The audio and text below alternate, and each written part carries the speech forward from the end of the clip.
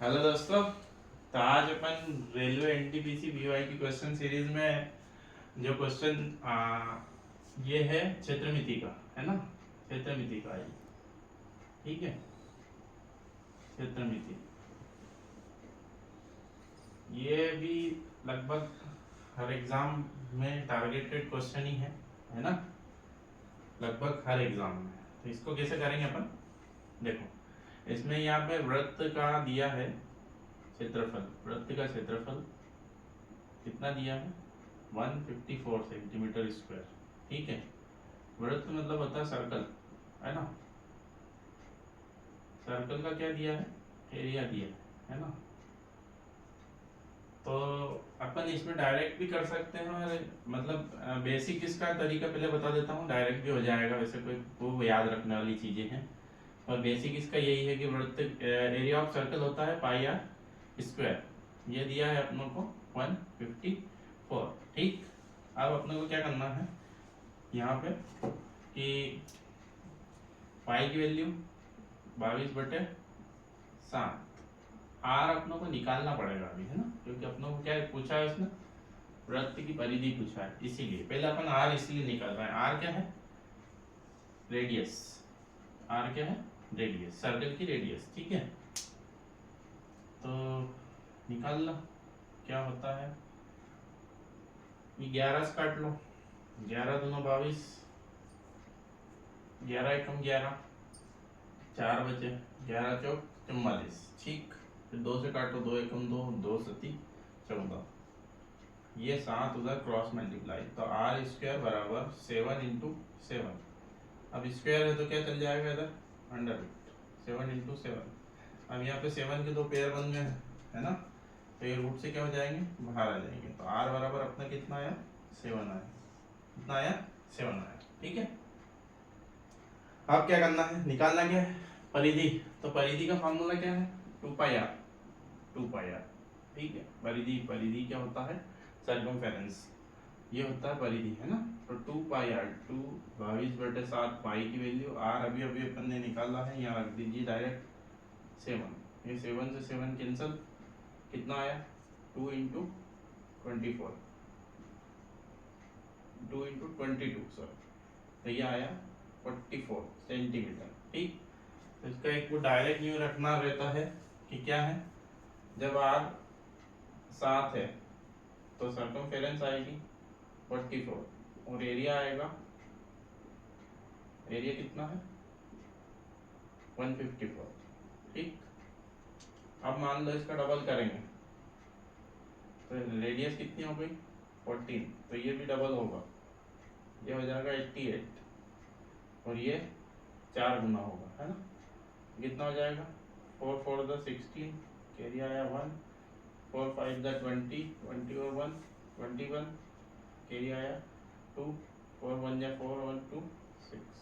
तो कहने की बात यह है कि डबल करेंगे, रेडियस डबल करेंगे तो सर्कमफेरेंस भी डबल होगा, एरिया 4 गुना होगा। मान लो यहाँ 3 गुना करता तो यहाँ भी 3 गुना होती, और ये 9 गुना होती, ठीक है। तो रेडियस और सर्कमफेरेंस तो सेम ही रहेगा, मतलब जितना गुना करोगे उतना ही चलेगा, बट एरिया कितना होगा उसका स्क्वायर, है ना।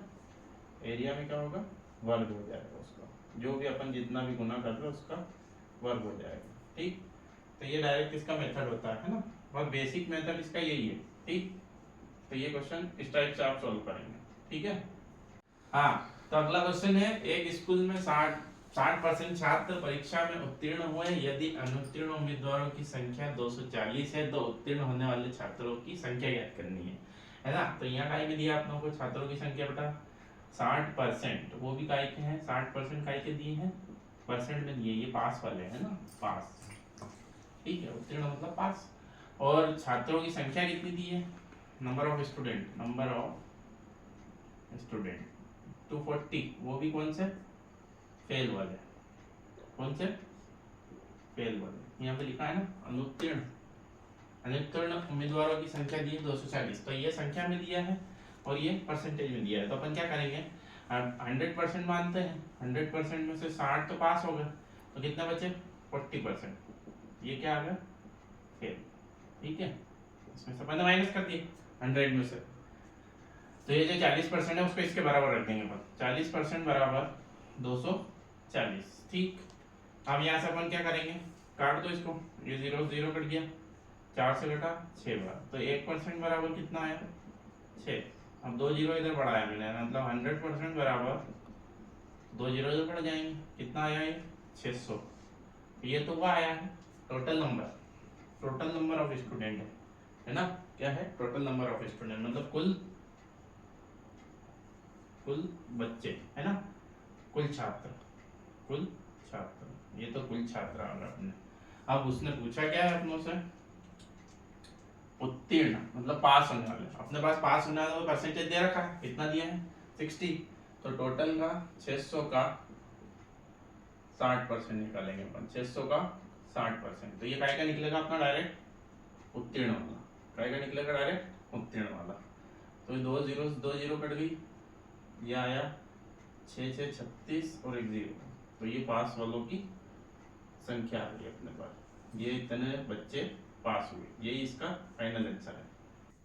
हाँ, तो नेक्स्ट क्वेश्चन है, यदि दो संख्याओं के बीच का अनुपात 3 और 5 है तो उनका लघु और उनका एलसीएम मतलब लघुत्तम समापवर्तक दिया है 120, तो अपनों क्या बताना संख्या। पहली बात ये ध्यान रखना है कि संख्या जो भी रहती है उसमें क्या इंक्लूड रहता है एचसीएफ। एचसीएफ मतलब महत्तम समापवर्तक है ना, महत्तम समापवर्तक अपनी संख्या में क्या रहता है इंक्लूड रहता है।